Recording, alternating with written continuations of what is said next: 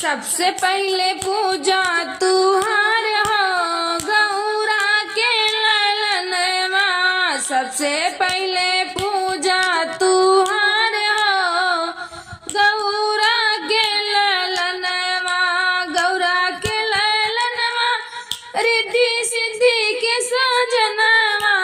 गौरा के ललनवा रिद्धि सिद्धि के सजनवा।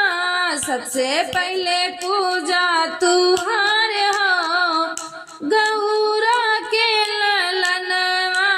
सबसे पहले पूजा तुहार हो गौरा के ललनवा। ब्रह्मा जी से पहले हो विष्णु जी से पहले।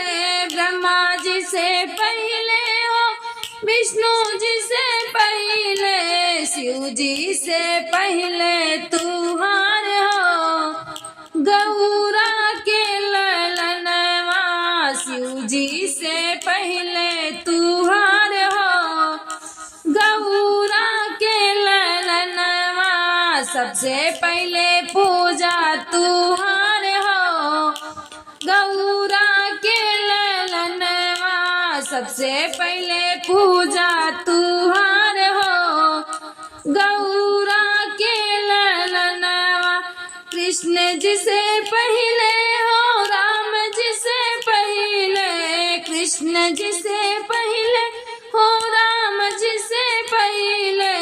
हनुमत से पहले तुहार हो गौरा के ललनवा।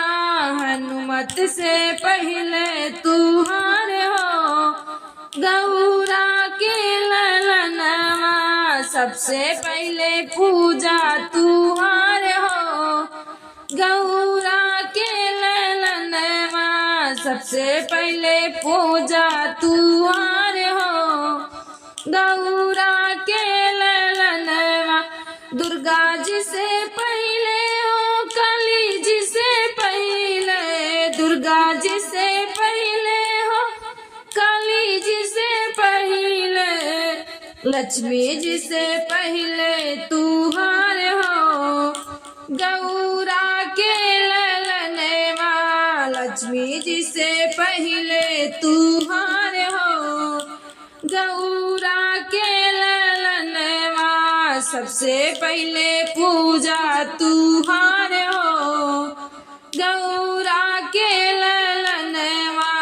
सबसे पहले पूजा तुहार हो गौरा